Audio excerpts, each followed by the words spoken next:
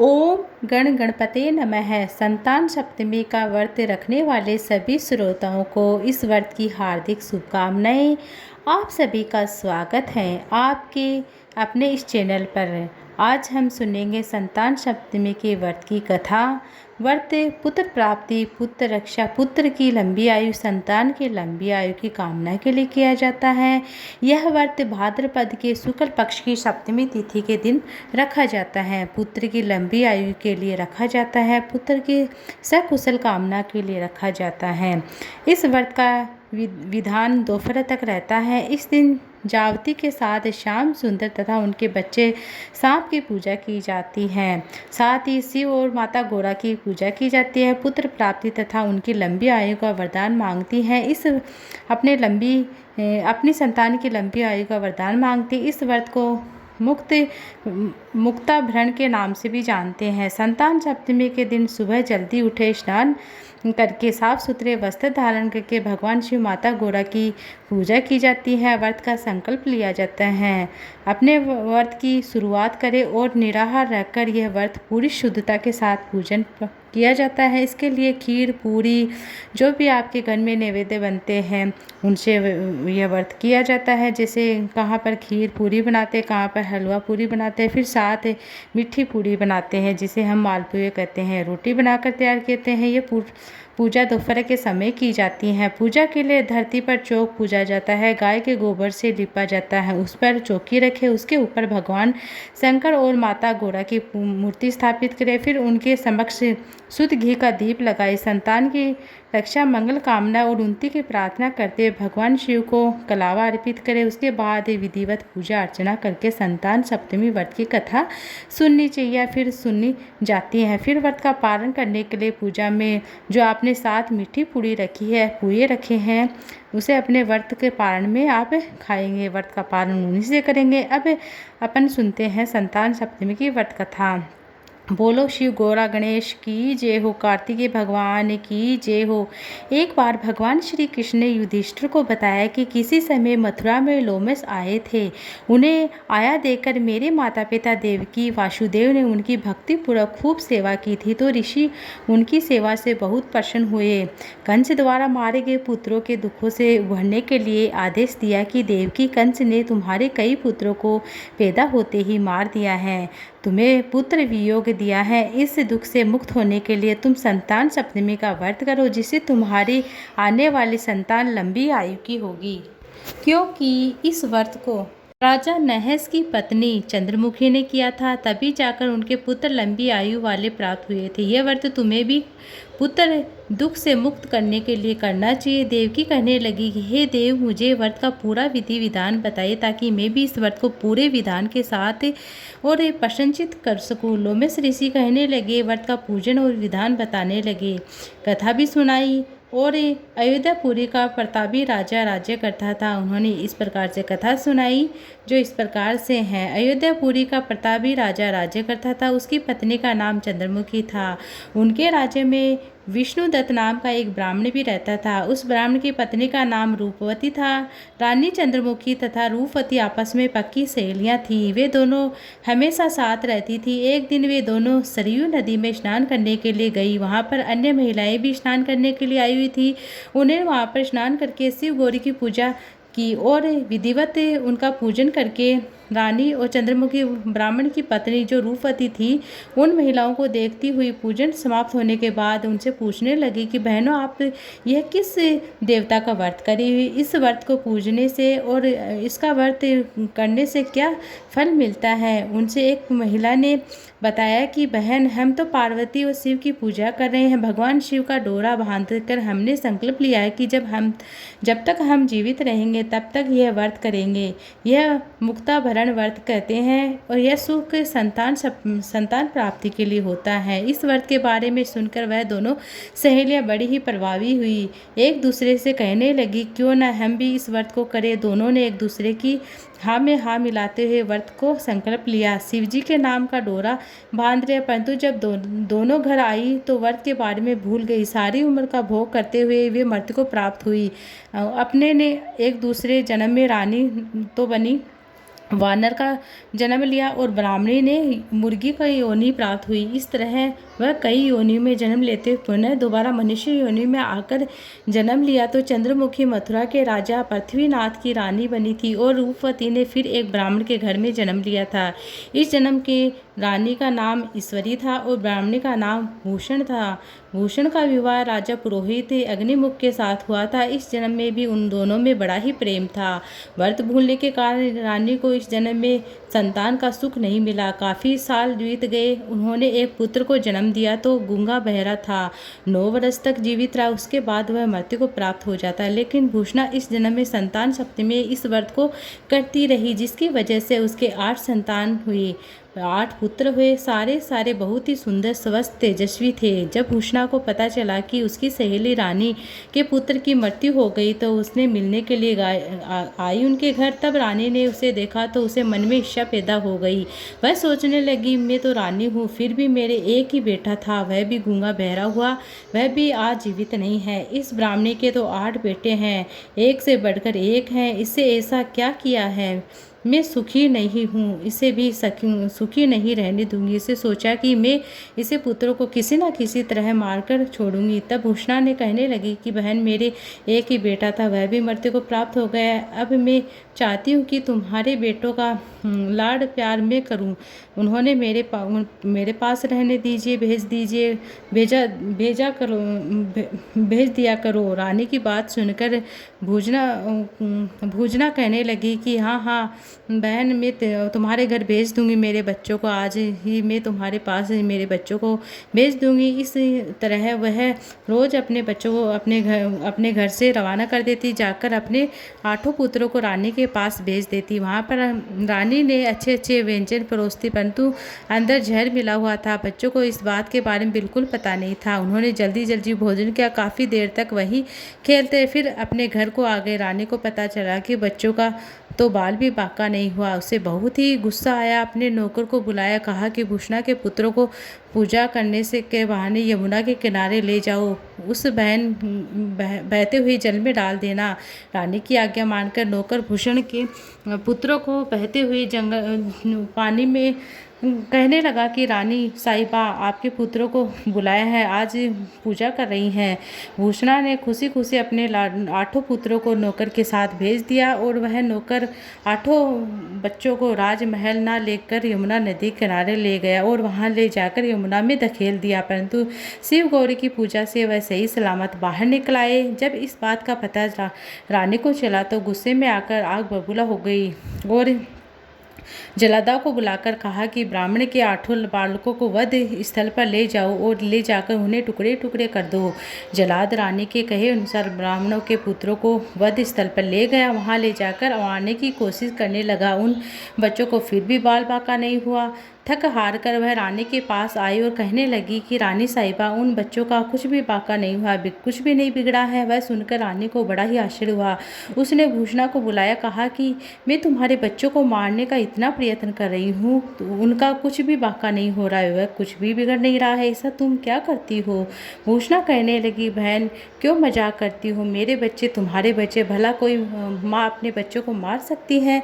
तो रानी जोर जोर से हंसने लगी, हाथ जोड़कर ब्राह्मणी के चरणों में गिर पड़ी, कहने लगी कि बहन, ये पाप तो मैंने करने की कोशिश की है। ये कहकर उसने सारी बात बता दी। भूषणा कहने लगी कि बहन, क्या तुम्हें पूर्व जन्म की बात याद है? तो रानी कहने लगी, मुझे पूर्व जन्म की कुछ भी बात याद नहीं है। तुम किसके बारे में बात कर रही हो? भूषणा कहने लगी कि हम और तुम हमारे पूर्व जन्म के बारे में बात कर रही हूँ। तुम राजा नहस की पत्नी थी, मैं तुम्हारी सहेली थी, हम दोनों साथ साथ रहते थे। एक दिन की बात है कि जब हम दोनों सरिया नदी में स्नान करने गए, तब कुछ महिलाएं स्नान करके गौरी शिव की पूजा कर रही थी। हमने भी संतान सप्तमी का व्रत संकल्प लेकर धागा बांध लिया था, लेकिन घर आकर भूल गए थे और व्रत की अवहेलना होने के कारण हम दोनों ने अकेले योनियों में जन्म लिया, अलग अलग योनियों में जन्म। अब फिर मनुष्य योनि प्राप्त हुई है। अब मुझे तो उस व्रत के बारे में याद हो गया, इसलिए मैंने व्रत करना शुरू कर दिया। व्रत के प्रभाव से मुझे 8 पुत्रों की प्राप्ति हुई है, उन्हें शिव गौरी का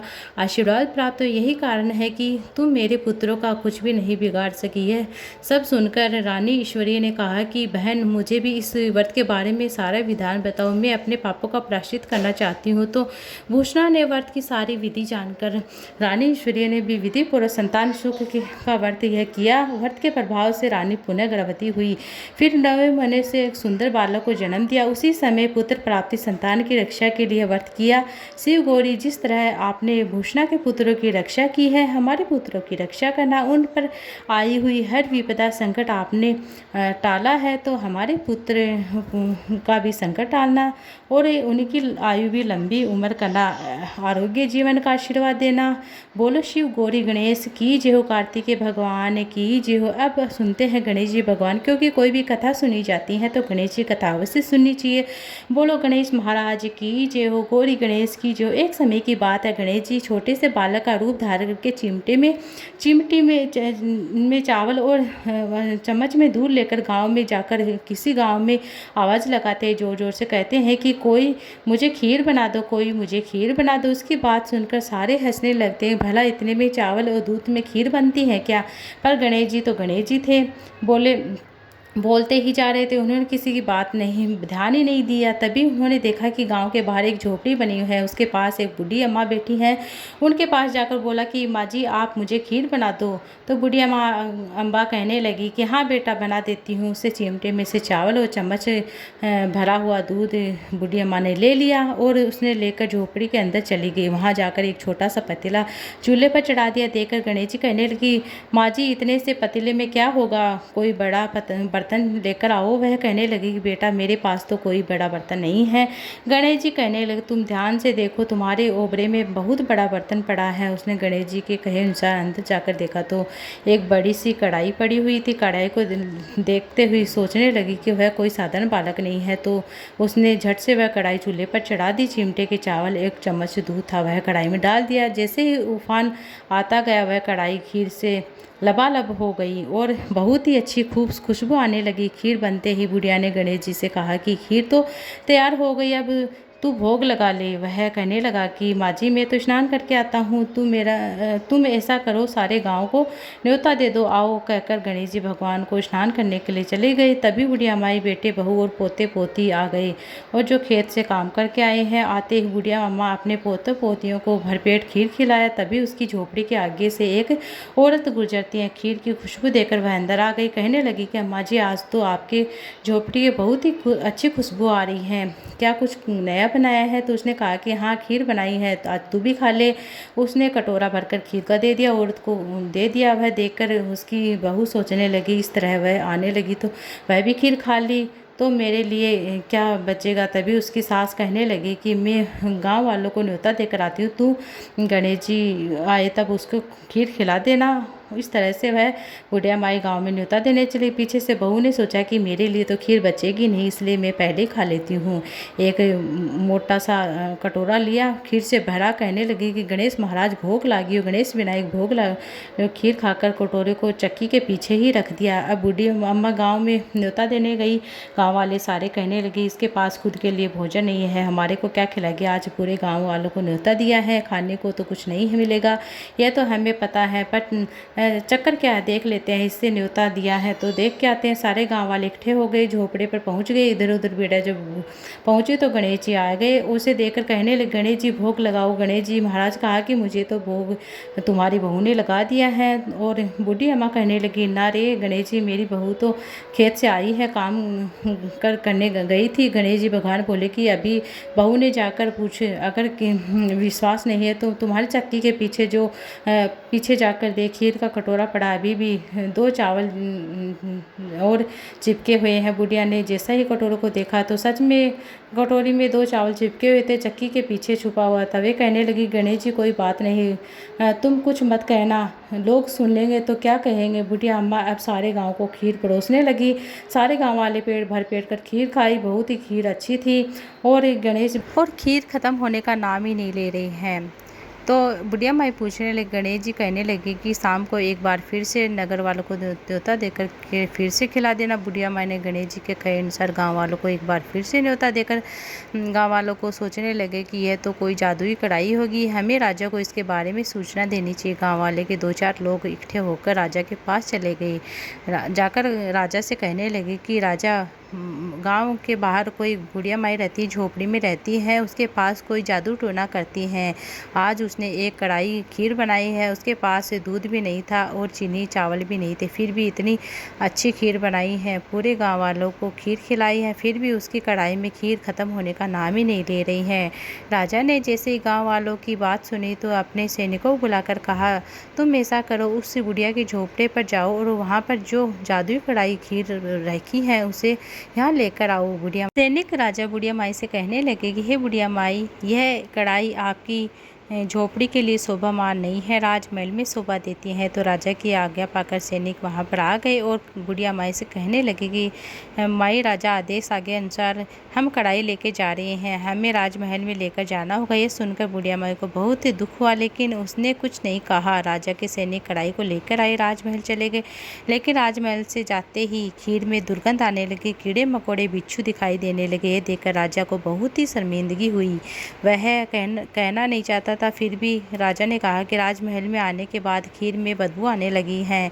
उन्होंने बुढ़िया माई को बुलाकर, बुढ़िया माई, यह कढ़ाई तुम्हारी, तुम वापस ले जाओ, तुम्हें देता हूँ। तो बुढ़िया माई कहने लगी, हे राजन, आप देते हो तो पहले भी कभी देते हैं, ये तो मुझे मेरे गणेश जी ने दिया है। बुढ़िया माई ने जैसे ही खीर उठाई तो उसमें सुगंध आने लगी, खीर से भर गई। और घर आकर बुढ़िया माई ने गणेश जी से पूछा कि अब बची हुई खीर का मैं क्या करूँ। तो गणेश जी कहे कि झोपड़े के एक कोने में गड्ढा खोदकर इसे दबा दो और उसी जगह है, मतलब सुबह उठकर खोद लेना, तुम्हें धन से भरा हुआ 2 मटके मिल जाएंगे। गणेश जी अंतर्ध्यान हो गए। जाते जाते झोपड़ी के लात मार गई, झोपड़ी की जगह वहाँ पर एक सुंदर सा महल बन गया। सुबह हुई तो बहू के फावड़े देखकर जिस जगह खीर गाड़ी थी बहू ने खोदा देख रही है। बहू सासू माँ से कहने लगी, माँ जी, थारो गणेश जी तो झूठो है, मैंने इतनी मेहनत करके इतने गड्ढे खोदे हैं, कुछ नहीं मिला। उसकी सासू कहने लगी कि मुझे दे। यह कहकर बुढ़िया ने हाथ से मिट्टी उखाई तो 2 घड़े टन करने लगे, धन की आपस में आवाज़ करने लगे। तो सास बहू ने मिलकर उन घड़ों को बाहर निकाला। बहू ने कहा कि सासू जी, माँ, थारो गणेश जी तो सासो हैं, मैं झूठी हूँ। यह सुनकर उसकी सास कहने लगी, बेटा गणेश जी को भावना के भूखो हैं, जो भी पूरे श्रद्धा भाव से गणेश जी को याद करता है, गणेश जी उसकी किसी न किसी स्वरूप में आकर उसकी मनोकामना पूर्ण अवश्य करते हैं। गणेश जी तो बल बुद्धि के दाता हैं, वह तो तू ही देख रही है कि मैं वर्षों से गणेश जी की तपस्या कर रही हूँ, तो गणेश जी ने कैसे एक छोटे से बालक का रूप धाकर मेरी मनोकामना पूर्ण की है। उसी दिन से उसकी बहू भी गणेश जी, सास बहू दोनों गणेश जी का पूजन करने लगे। गणेश जी के भगवान, जैसा आपने बुढ़िया माई को दिया वैसा सबको देना। जो कथा को सुनता उखाड़ा भरता है, कहता है सबकी मनोकामनाएं पूर्ण करना। प्रेम से बोले गणेश महाराज की जय हो। अब